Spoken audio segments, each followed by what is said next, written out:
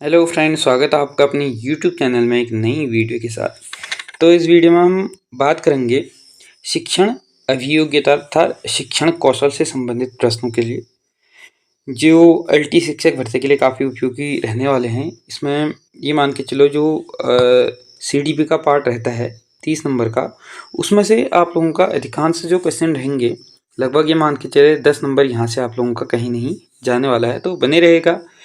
जो ये test series है, इसके माध्यम से आपको बहुत सारे क्वेश्चन देखने को मिलेंगे जो प्रीवियस ईयर, जैसे अगर बात करें यूटेट, सीटेट या केवीएस हो गया या डीट प्लस भी हो गया, ठीक हो गया। तो इन सभी में आए हुए ये क्वेश्चन है, तो काफ़ी इंपॉर्टेंट रहने वाले हैं। तो बने रहेगा वीडियो में अंत तक।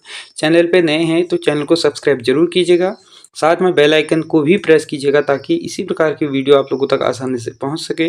और वीडियो अच्छी लगती है तो इसे ज़्यादा से ज़्यादा लोगों को भी शेयर जरूर कीजिएगा। तो शुरू करते हैं। पिछली वीडियो अगर आप लोगों ने नहीं देखी है तो प्लेलिस्ट में जा करके उन वीडियोज़ को भी आप लोग देख सकते हैं। पिछली वीडियो में हमने 45 तक के क्वेश्चन कवर कर लिए हैं, तो 44 कर लिए हैं। आज 45 नंबर का क्वेश्चन रहने वाला है। तो देखते हैं इसमें क्या कुछ कहा गया है।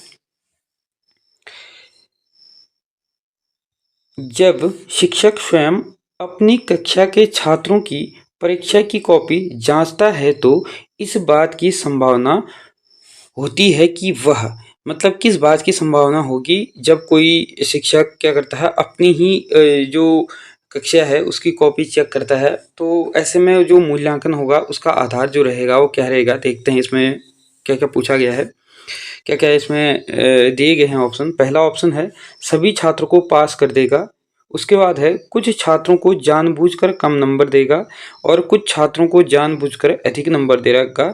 और घ इसमें है ख और ग दोनों। तो देखो क्या होता है, जो अध्यापक होगा वह क्या करता है, जो जैसे अगर कमज़ोर कमज़ोर बच्चे रहते हैं या, तो उनको क्या करता है वह, मतलब जिस हिसाब से उनका मतलब परफॉर्मेंस होगा उस आधार पे वो क्या करेगा, मार्किंग करेगा, ठीक हो क्या। और दूसरा जो तेज होंगे, जिनने अच्छा लिखा होगा तो उनकी मार्किंग थोड़ी सही करेगा।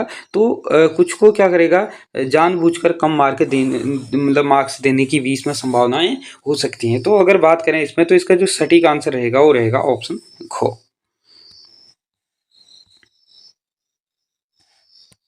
उसके बाद अगला प्रश्न है, शिक्षा एक त्रिकोणीय प्रक्रिया है, इसके 3 कोण होते हैं, ठीक है। जो शिक्षा है, एजुकेशन जो है वह 3 त्रिकोणीय है, ठीक है क्या। इनके इसके 3 कोने कहा जा सकते हैं।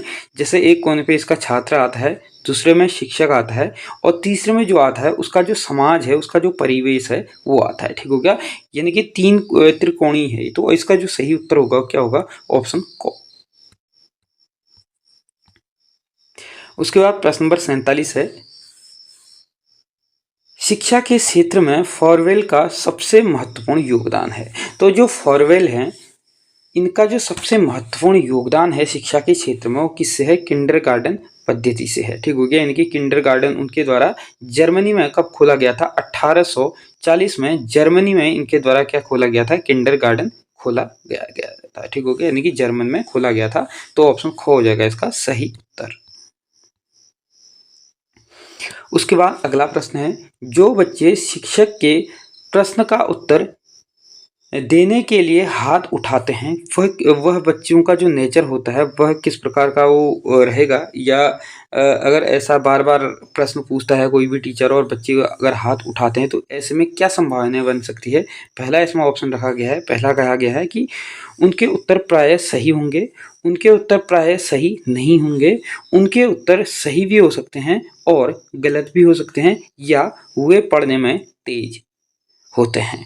तो क्या होता है, जब भी बच्चों से प्रश्न पूछा जाते हैं तो वो बार बार हाथ खड़ा करके प्रश्न बताते तो हैं, उसका उत्तर बताते हैं, लेकिन ज़रूरी नहीं कि हर बार गलत ही होगा और ज़रूरी नहीं है हर बार सही होगा। यानी कि कभी सही भी हो सकता है, गलत भी हो सकता है। तो ऑप्शन ग इसका हो जाएगा क्या, सही उत्तर। उसके बाद अगला प्रश्न है, आप कक्षा में छात्रों से एक प्रश्न पूछते हैं, एक छात्र उसका उत्तर देता है, वह उत्तर सही नहीं है, ऐसी स्थिति में आप क्या करेंगे? यानी कि आप क्या करते हैं, कक्षा में जाते हैं, प्रश्न पूछते हैं। प्रश्न पूछने पे जब छात्र से प्रश्न पूछा जाता है, छात्र उसका उत्तर सही नहीं देता है। तो ऐसी स्थिति में आप क्या करेंगे? ऑप्शन इसमें क रखा गया है, छात्रों को सही उत्तर बता देंगे, यानी कि सीधे ही प्रश्न अगर उसके द्वारा गलत बताया गया है तो सीधे बता देंगे, या अन्य छात्रों को भी उस प्रश्न का उत्तर देने का अवसर देंगे, या केवल उन्हीं छात्रों से उसका उत्तर पूछेंगे जो उत्तर देने के लिए हाथ उठाएंगे, या कई छात्रों से उत्तर प्राप्त करने के बाद ही उन्हें प्रश्न का सही उत्तर बताएंगे। तो इसका जो सही उत्तर हो जाएगा वो क्या होगा? ऑप्शन क होगा। जब भी आप प्रश्न पूछेंगे वहाँ पर अगर पहले कुछ छात्र अगर उसमें उत्तर गलत भी देते हैं तो अन्य सभी से अगर जानने की कोशिश करेंगे उसका उत्तर, फिर उसके बाद अगर नहीं आ पा रहा है तो तब जा कर के आप क्या करेंगे? उसका सही उत्तर बताएंगे। ऑप्शन घ हो जाएगा इसका क्या? सही उत्तर। उसके बाद अगला प्रश्न है, बच्चे अपने विचारों को सुनियोजित ढंग से प्रस्तुत कर सकें, इस उद्देश्य की पूर्ति के लिए कक्षा शिक्षण के दौरान कौन सा काम करना लाभदायक होगा? तो कक्षा शिक्षण के दौरान कौन सा काम करना लाभदायक हो सकता है? पहला इसमें ऑप्शन है कि पैराग्राफ लिखवाकर या निबंध लिखवाकर। तो अपने विचारों को बच्चे जो छात्र हैं वह अपने विचारों को प्रस्तुत कर सकें, उसके लिए आप क्या करेंगे? उनसे एक पैराग्राफ लिखवाएंगे या निबंध लिखवाएंगे। तो दोनों ही आप कार्य इसमें कर सकते हैं। तो ऑप्शन ग, क और ख दोनों क्या हो जाएंगे? इसमें सही हो जाएंगे। उसके बाद अगला प्रश्न है, यदि कक्षा शिक्षण के दौरान बीच में छात्रों को हंसने का मौका मिलता रहे या थोड़ा मनोरंजन होता रहे तो ऐसे में जो शिक्षण व्यवस्था है वह किस प्रकार की होगी? तो इसका जो ऑप्शन रखा गया है, पढ़ाई का आधार जो पढ़ाई का जो आधा असर है वह नष्ट हो जाता है, या कक्षा का अनुशासन जो है उसमें ढील हो जाती है, यानी कि उसमें ढीलापन आ जाता है, ढीला हो जाता है, या पढ़ाई रोचक बन जाती है, या उपयुक्त में से सभी। तो कभी भी पढ़ते पढ़ते अगर हंसी का माहौल बनाया जाए, यानी कि मनोरंजन तरीके से अगर पढ़ाया जाए तो जो शिक्षण है वो क्या हो जाएगी? रोचक होगी। तो ऑप्शन गो हो जाएगा इसका सही उत्तर। उसके बाद अगला प्रश्न है, विशिष्ट शिक्षा इनकी स्पेशल एजुकेशन का संबंध किससे है? तो जो विशिष्ट शिक्षा इनकी स्पेशल जो एजुकेशन होती है इसका जो संबंध होता है वो किससे होता है? जो विकलांग बच्चे होते हैं, विकलांग छात्र होते हैं, ऐसे छात्र जिनके लिए इनकी स्पेशल एजुकेशन की आवश्यकता है, तो उनके लिए क्या होता है? इसका संबंध सीधे सीधे होता है। तो ऑप्शन ख इसका क्या हो जाएगा? सही उत्तर हो जाएगा। उसके बाद अगला प्रश्न है, कक्षा शिक्षण में विविधता और रोचकता बढ़ाती है, यानी कि कक्षा शिक्षण में विविधता और रोचकता क्या बढ़ाती है? तो जैसे कि पहला ऑप्शन इसमें रखा गया है, अध्यापक के व्यक्तित्व से, छात्र के सहयोग से, शिक्षण सामग्री के प्रयोग से, या अनुशासन पालन से। तो जो कक्षा शिक्षण में जो विविधता लाती है, जो रोचकता लाती है, वह किससे होता है? इसका जो सही उत्तर हो जाएगा वो कौन सा हो जाएगा? वो होगा शिक्षण सामग्रियों के प्रयोग से। यानी कि आप क्या करते हैं? शिक्षण सामग्रियों का अगर प्रयोग करते रहते हैं तो ऐसे में क्या होता है? जो शिक्षण है वह क्या होती है? प्रभावी होती है। ठीक हो गया? तो ऑप्शन गो हो जाएगा इसका क्या? सही उत्तर।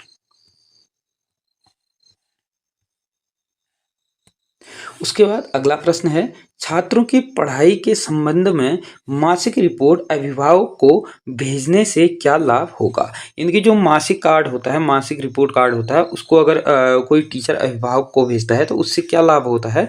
जैसे कि पहला ऑप्शन इस पर रखा गया है, कोई लाभ नहीं होता है। तो नहीं वाले ऑप्शन को तो आप लोगों को सीधे सीधे क्या कर देना है? हटा देना है। दूसरा क्या हो जाएगा? लाभ के बजाय हानि की आशंका होती है, तो हानि भी यहाँ पर नहीं होगा। ठीक हो गया? उसके बाद अगला प्रश्न अगर हम देखें, कुछ कुछ ऑप्शन ऐसे होते हैं पहला ही पढ़ करके उसको हम क्या कर सकते हैं? हटा सकते हैं। उसके बाद अगला क्या है? अध्यापक और अभिभावक के बीच में छात्र की प्रगति से संबंध में संवाद बना रहेगा। उसके बाद अगला हम भी देख लेते हैं। अगले में जो कहा गया है, क्या कहा है? छात्र के प्रति शिक्षक का उत्तरदायित्व बढ़ जाता है। तो ये इसका जो सही उत्तर हो जाएगा वो क्या होगा? ऑप्शन गो होगा। अभिभावक और जो अध्यापक है, इन दोनों के मध्य में क्या होगा? आपसी जो संवाद है वह बना रहेगा। उसके बाद अगला प्रश्न है बुद्धिलब्धि परीक्षण इनकी IQ टेस्ट आंदोलन का अग्रदूत कौन था। तो IQ टेस्ट इनकी बुद्धिलब्धि आंदोलन का जो अग्रदूत माना जाता है वह किसे माना जाता है, अल्फ्रेड बिनेट को माना जाता है। तो ऑप्शन को हो जाएगा इसका क्या सही उत्तर। उसके बाद अगला प्रश्न है निम्नलिखित में से कौन सी समस्या शारीरिक दृष्टि से विकलांग बच्चों की होगी, यानी कि इनमें से कौन सी ऐसी समस्या होगी जो शारीरिक रूप से जो विकलांग बच्चे होंगे उनके लिए होगी।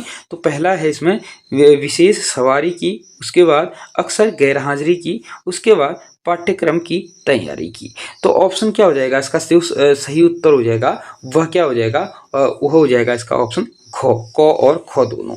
क्या होगा कि जो विकलांग बच्चे होंगे तो उनके लिए जो बच्चे रहेंगे उनके लिए विशेष प्रकार की सवारी, यानी कि जो जब भी वो स्कूल आएंगे उनको आने ले जाने के लिए एक विशेष प्रकार की सवारी की आवश्यकता पड़ेगी। दूसरा जो विकलांग बच्चा होता है वो अधिकतर क्या रहता है, बीमार रहते हो। तो ऐसे में क्या हो सकता है, जो उसकी समस्या अगली रहेगी वो गैर हाजिर अधिक रहेगा, यानी कि क और ख इसमें दोनों क्या हो जाएंगे, सही हो जाएंगे। उसके बाद अगला प्रश्न है कक्षा में किसी छात्र द्वारा दिए गए गलत उत्तर को सुनकर अन्य छात्र हंस पड़ते हैं, ऐसी स्थिति में अवस्था में आप क्या करेंगे एज ए टीचर।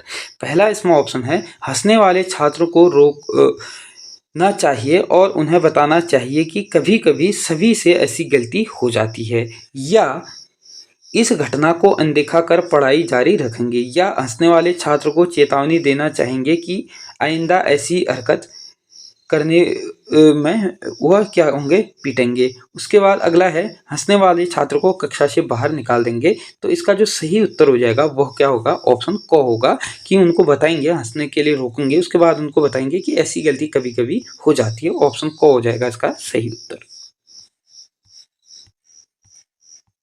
उसके बाद अगला प्रश्न है इसमें पूछा गया है कि छात्रों में शोक, निराशा और रुचि का अभाव पैदा होने से किस समस्या के पैदा होने की आशंका होती है। तो ऐसी स्थिति में जो समस्या पैदा होने की जो आशंका उसमें रहती है, पहला क्या होगा, अनुशासन की समस्या हो सकती है। उसके बाद छात्रों के अक्सर अनुपस्थित होने की समस्या भी हो सकती है। परीक्षा में भ्रष्ट साधन अपनाने की समस्या भी हो सकती है। उपयुक्त में से सभी। तो इसमें जो इसका जो सही उत्तर हो जाएगा वह क्या होगा, उपयुक्त में से सभी। सभी इसी प्रकार की समस्याएं उसमें हो सकती है। तो ऑप्शन क्या हो जाएगा इसका सही उत्तर, ऑप्शन घ। उसके बाद अगला प्रश्न है विज्ञान का अध्यापक बच्चों के समक्ष कोई प्रयोग कर रहा है, प्रयोग का अपेक्षित परिणाम नहीं निकलता है, ऐसी स्थिति में अध्यापक को क्या करना चाहिए। यानी कि कोई भी विज्ञान का टीचर है वो प्रयोग कर रहा है और प्रयोग का जो फल है, यानी कि जो उत्तर है वह उसका जो अपेक्षित जो उसका परिणाम है वो नहीं निकल पा रहा है। तो ऐसी स्थिति में उसको क्या करना चाहिए छात्रों के समक्ष। पहला ऑप्शन रखा गया है कक्षा में छात्रों से कहना चाहिए कि वे पाठ्य पुस्तक के उस पृष्ठ को खोल कर देखें जहां पर प्रयोग की विधि का वर्णन है, या चाहिए कि वह छात्रों को बता दें कि प्रयोग सफल नहीं हो पाया है और सब यानी कि अध्यापक और जो छात्र हैं वो सब मिलकर पता लगाएंगे कि कहाँ पर क्या गलती हो रही है। या छात्रों को यह नहीं बताना चाहिए कि प्रयोग असफल हो गया है, वही प्रयोग फिर से करना चाहिए, या छात्रों से कहना चाहिए कि वे अगले दिन इस प्रयोग को पढ़ाने के लिए और प्रयोग फिर से किया जाएगा। तो इसका जो सही उत्तर रहेगा वो क्या रहेगा, इसका जो सही उत्तर रहेगा वो क्या रहेगा, ऑप्शन ख। यानी कि उसको छात्र को कहेगा कि इसका जो प्रयोग है वह सफल नहीं हो पा रहा है, अब हम आपस में मिलकर के पता लगाते हैं कि गलती कहाँ पर हो रही है। तो ऑप्शन ख हो जाएगा इसका सही उत्तर। उसके बाद प्रश्न नंबर 60। प्रश्न नंबर 60 है, इसमें कहा गया है कि प्रश्न पूछने की कौन सी विधि को आप उचित समझते हैं। इनकी आप प्रश्न कक्षा में पूछते हैं तो उचित जो विधि होगी वो क्या होगी। पहला ऑप्शन है शिक्षक को प्रश्न कम से कम 2 बार दोहराना चाहिए ताकि कोई छात्र यह न कहे कि प्रश्न उसके द्वारा नहीं सुनाई पड़ा। उसके बाद प्रश्न पूछने के बाद छात्रों को सोचने का मौका दीजिए। उसके बाद ही उत्तर का यानी कि प्रश्न का उत्तर देने को कहिए, या बेहतर है कि दो संबंधित प्रश्नों को एक में मिलाकर पूछें, या उपयुक्त में से सभी। तो इसका जो सही उत्तर होगा क्या होगा, ऑप्शन ख होगा। यानी कि आप क्या करेंगे, प्रश्न पूछेंगे, उसके बाद उनको कुछ समय देंगे जिसमें वो सोच सकें उसके लिए। उसके बाद अगला प्रश्न है छात्रों के चरित्र निर्माण में सबसे अधिक महत्वपूर्ण भूमिका किसकी होती है। तो छात्र के चरित्र निर्माण में जो सबसे अधिक जो भूमिका रहती है वह किसकी रहती है। जैसे ऑप्शन 1 है धार्मिक शिक्षा, तो कभी भी नहीं होगी। उसके बाद अध्यापक के उपदेशों की भी कभी नहीं होगी। महापुरुषों की जीवन कथा पढ़ाने की, या स्वयं अध्यापक के आदर्श चरित्र की। तो जैसे कि देखो, कभी भी जो टीचर होता है, टीचर जो रहता है अध्यापक के या डायरेक्ट किनके साथ, छात्रों के साथ क्या रहता है, कनेक्ट रहता है। तो अगर उसका चरित्र अगर अच्छा रहता है, पारदर्शी रहता है, तो उससे क्या होता है, जो अध्यापक से क्या होता है, जो छात्र होते हैं वो भी उससे सीखते हैं। तो ऑप्शन घ हो जाएगा इसका क्या सही उत्तर। उसके बाद अगला प्रश्न है छात्र की पढ़ाई में अभिभावकों का सहयोग प्राप्त किया जा सकता है। यानी कि जो छात्र हैं उनकी पढ़ाई में अभिभावकों का भी सहयोग जो है वह प्राप्त किया जा सकता है। किस प्रकार से, उनके पास छात्रों की प्रगति की मासिक रिपोर्ट भेजकर, या उनके साथ छात्रों की कठिनाइयों के बारे में अध्यापक अभिभावक मीटिंग में परामर्श करके, या उनको छात्र के गृह कार्य संपन्न करने में सहयोगी बनाकर, या उपयुक्त में से सभी। तो इन सभी पर क्या करा जा सकता है, उसको सहयोगी बनाया जा सकता है। किसको, अभिभावक को। उसके बाद अगला प्रश्न है छात्रों को अच्छा नागरिक बनाने के लिए क्या किया जा सकता है। पहला ऑप्शन रखा गया है उन्हें नागरिक शास्त्र अवश्य पढ़ाना चाहिए, या उनको पाठ्य सहगामी क्रियाकलापों में भाग लेने का मौका दिया जाना चाहिए, या उनके सहयोग से सामाजिक सेवा कार्यक्रम आयोजित करना चाहिए, या उनके सामाजिक व्यवहार को सुधारने का प्रयत्न किया जाना चाहिए। तो इसका जो सही उत्तर होगा वो कौन सा होगा, ऑप्शन ग होगा कि उनके सहयोग से सामाजिक सेवा जो कार्यक्रम है उसमें का आयोजन किया जाना चाहिए। उसके बाद अगला प्रश्न है निम्नलिखित शिक्षण विधियों में से कौन सी विधि वास्तविक अनुभवों को प्रदान करने के दृष्टिकोण से उत्तम है। ठीक हो गया। यानी कि जो वास्तविक अनुभव हैं उसके अनुभवों को प्रदान करने में के दृष्टिकोण में अति उत्तम हो सकती है। तो इसका जो सही उत्तर होगा क्या होगा, पहला ऑप्शन दिया गया है भ्रमण विधि, पाठ्यपुस्तक विधि, भाषण विधि या प्रोजेक्ट विधि। तो इसका जो सही उत्तर होगा क्या होगा, भ्रमण विधि। यानी कि भ्रमण विधि के द्वारा ही वास्तविक जो जीवन है, वास्तविक जो अनुभव है वह प्रदान किए जा सकते हैं। उसके बाद अगला प्रश्न है यदि आप अपने छात्रों को साथ लेकर पाठशाला के बगीचे में कुछ काम करते हैं तो ऐसे में छात्र में किस प्रकार का बदलाव यानी कि शिक्षा उसको दे सकते हैं। पहला ऑप्शन इसमें है हाथ से काम करने का अभ्यास होगा। दूसरा है खुद काम करके सीखने का अवसर मिलेगा, या दूसरों के साथ मिलकर काम करने की आदत पड़ेगी। तो उपयुक्त में से सभी इसके क्या हो जाएंगे, सही उत्तर हो जाएंगे। उसके बाद अगला प्रश्न है छात्रों में परीक्षा में नकल करने की प्रवृत्ति को रोकने के लिए आप किस उपाय को सर्वोत्तम मानेंगे। यानी कि कोई छात्र नकल करता है परीक्षा में तो सर्वोत्तम जो उपाय रहेगा इसमें से क्या रहेगा, देखते हैं। पहला ऑप्शन रखा गया है छात्रों को नकल करने के पर अति कठोर सजा देंगे। तो सजा तो आप कभी भी नहीं देंगे। नकल करने वाले छात्र और उनके अभिभावकों दोनों को दंडित करेंगे। तो दंड तो आप लोगों को सीधे सीधे हटा देना है। ठीक हो गया, दंड आप दे ही नहीं सकते। उसके बाद है छात्रों को बचपन में ही नैतिक शिक्षा दी जाएगी, या नकल करने वाले छात्रों को सदा के लिए स्कूल से निकाल देंगे। तो छात्रों को आप क्या करेंगे, नैतिक शिक्षा देंगे। तो ऑप्शन ग हो जाएगा इसका क्या सही उत्तर। उसके बाद अगला प्रश्न है हमारे देश के संविधान में किसके लिए निःशुल्क और अनिवार्य शिक्षा व्यवस्था की गई है। तो 0 से यानी कि 6 से ठीक हो गया। यानी कि 0 से 6 वर्ष तक तो क्या किया गया है, पोषाहार की सुविधा रखी गई है। अनुच्छेद 21 के क में ये रखा गया है। ठीक हो गया। इनकी मूल अधिकारों के अंतर्गत ये आता है। तो इसमें क्या है, 6 से 14 वर्ष के बच्चों को निःशुल्क शिक्षा प्रदान करने की बात करी गई है। ऑप्शन ख इसका सही उत्तर हो जाएगा।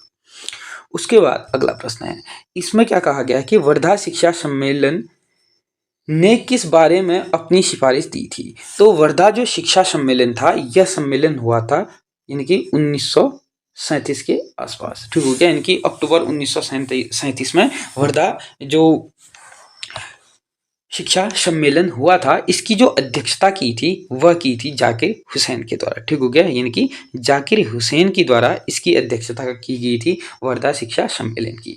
और जो ये शिक्षा सम्मेलन था, इसने जो अपनी सिफारिश प्रस्तुत की थी वह की थी क्या, शिक्षा को रोजगार और उन्मुख परक बनाने की इसमें बात करी गई थी। तो ऑप्शन हो जाएगा इसका सही उत्तर क्या, ख। ठीक हो गया। ऑप्शन घ इसका सही उत्तर हो जाएगा। उसके बाद अगला प्रश्न है, बेसिक शिक्षा के अध्यापकों की ट्रेनिंग के लिए पहला ट्रेनिंग स्कूल कहाँ खोला गया था। तो बेसिक शिक्षा के जो अध्यापक हैं उनके लिए जो पहला ट्रेनिंग स्कूल खोला गया था वह खोला गया था कहाँ पर, वर्धा में। ऑप्शन घ इसका सही उत्तर हो जाएगा। उसके बाद अगला प्रश्न है प्रश्न नंबर 70। इसमें कहा गया है कि निःशुल्क और अनिवार्य प्राइमरी शिक्षा लागू होने के फलस्वरूप क्या हुआ है। तो इसका जो परिणाम निकल करके आया है, क्या कुछ इसमें परिणाम निकल करके आया, बालकों में साक्षरता बढ़ी है, सही है। देश में साक्षरता बढ़ी है, ये भी सही है। ग्रामीण क्षेत्रों में साक्षरता बढ़ी है, ये भी सही है। तो उपयुक्त में से सभी इसके क्या हो जाएंगे, सही उत्तर हो जाएंगे। उसके बाद अगला प्रश्न है, प्रधानाचार्य यदि अपने कुछ अधिकार अध्यापकों को सौंप देता है तो इससे सबसे बड़ा लाभ यह होगा कि, सबसे बड़ा क्या लाभ होगा, अध्यापकों को खाली समय नहीं मिलेगा, ये तो नहीं होगा। उसके बाद अगला प्रश्न है, अध्यापक का काम हल्का होगा, ये भी नहीं होगा। उसके बाद अगला प्रश्न है, अध्यापकों को जिम्मेदारी और सहभागिता की भावना पैदा होगी। तो ऑप्शन घ ही इसका क्या हो जाएगा, सही उत्तर हो जाएगा। अगला इसमें कहा गया प्रधानाचार्य की अनुपस्थिति में कोई भी काम नहीं रुकेगा। तो इसका जो सही सटीक आंसर होगा ऑप्शन ग होगा। उसके बाद अगला प्रश्न है, भाषा सीखने का प्रभावशाली उपाय है। तो सबसे जो प्रभावशाली उपाय है भाषा सीखने का वो क्या है, वार्तालाप विधि के द्वारा हम भाषा सीख सकते हैं। उसके बाद अगला प्रश्न है, कौन सा छात्र अनुशासन का सही अर्थ में पालन करता है। तो अनुशासन का जो सही अर्थ में पालन करता है वो कौन सा छात्र करता है। जैसे कि देखिए, जो अपने अध्यापकों की आज्ञा का पालन आंख मूंद कर करे, ये तो नहीं होगा। दूसरा है, जो जानता है कि किन किन परिस्थितियों में कैसे कैसे आचरण उचित होगा। तो ऑप्शन ख इसका क्या हो जाएगा, सही उत्तर हो जाएगा।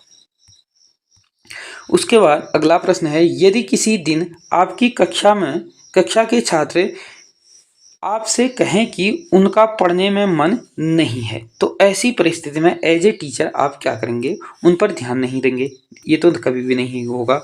उनकी बात मानकर नहीं पढ़ाएंगे, पर उन्हें साथ लेकर सृजनात्मक कार्य करवाएंगे। तो इसका जो सही उत्तर है यही हो जाएगा ऑप्शन ख, कि उनको कुछ ऐसा कार्य देंगे जो रुचिकर भी होगा और उनका भी मन लगेगा। उसके बाद अगला प्रश्न है, इसमें पूछा गया है, यदि किसी दिन वर्षा होने के कारण कुछ छात्र स्कूल नहीं आते हैं तो उस दिन आप एज ए टीचर क्या करेंगे। कक्षा में जाकर बैठ जाएंगे, ऐसा कभी भी नहीं करेंगे। हाजिरी लेकर छात्रों को खाली बैठे रहने देंगे, ये भी आप नहीं करेंगे। या पाठ्यक्रम से अलग किसी यानी कि छात्रोपयोगी जो विषय होगा उस पर विचार विमर्श करेंगे, या छात्र को जो लेख है उसको सुधार के लिए अभ्यास करने को कहेंगे और चुपचाप बैठेंगे, ये भी नहीं करेंगे। तो ऑप्शन गो हो जाएगा इसका सही उत्तर, यानी कि कोई ऐसे विषय पे जो छात्रों के लिए काफी उपयोगी है उस पर विचार विमर्श करेंगे। उसके बाद अगला प्रश्न है, पाठशाला में नित्य सब बच्चों का एकत्रीकरण और प्रार्थना जरूरी है, क्यों जरूरी है प्रार्थना करना। तो इसका जो सही उत्तर हो जाएगा, उस समय सब बच्चे एक दूसरे से मिलने व बातचीत करने का अवसर पाते हैं, या इस समय प्रधानाध्यापक या अन्य अध्यापक सब बच्चों को संबोधित कर सकते हैं और उन्हें आवश्यक सूचना निर्देश दे सकते हैं। तो जब भी प्रार्थना स्थल है वहाँ पर क्या करता है, जो अध्यापक टीचर होते हैं वह बच्चों को क्या करते हैं, संबोधित करते हैं। तो ऑप्शन ख इसका क्या हो जाता है, सही उत्तर हो जाएगा। उसके बाद अगला प्रश्न है, कोई छात्र लगातार काफी समय तक स्कूल से अनुपस्थित रहता है, तो ऐसे में आपकी क्या प्रतिक्रिया होगी? यानी कि एक टीचर के नाते आपकी जो प्रतिक्रिया है वो क्या रहेगी? आप जानना चाहेंगे कि अनुपस्थिति क्यों हुआ है, या किसी वजह से अनुपस्थित होगा, या कोई प्रतिक्रिया नहीं देंगे, या अध्यापक का काम यह नहीं है। तो आप उसको अनुपस्थिति का कारण को जानने का प्रयत्न करेंगे। तो ऑप्शन क हो जाएगा इसका सही उत्तर। तो ये थे कुछ चुनिंदा प्रश्न उत्तर जो आप लोगों के लिए काफ़ी इंपॉर्टेंट रहेंगे। तो वीडियो अच्छी लगी तो इसे ज़्यादा से ज़्यादा लोगों को शेयर कीजिएगा। चैनल पे नए हैं या अभी तक आप लोगों ने चैनल को सब्सक्राइब नहीं किया है तो चैनल को भी सब्सक्राइब जरूर कीजिए और साथ में बेल आइकन को भी जरूर प्रेस कीजिएगा। और अगर आप लोगों की ने पिछली वीडियो नहीं देखी है तो नीचे मैंने इन वीडियोज़ के जो पिछली वीडियो हैं उनका लिंक भी दिया हुआ है, या आप सीधे सीधे प्लेलिस्ट पे जा कर के भी इन सभी को देख सकते हैं। तो फिलहाल इस वीडियोज़ काफ़ी लंबी होगी तो इस वीडियो में इतना ही है। नेक्स्ट वीडियोज़ में और भी प्रश्न उत्तर हम लेकर के आएंगे। धन्यवाद।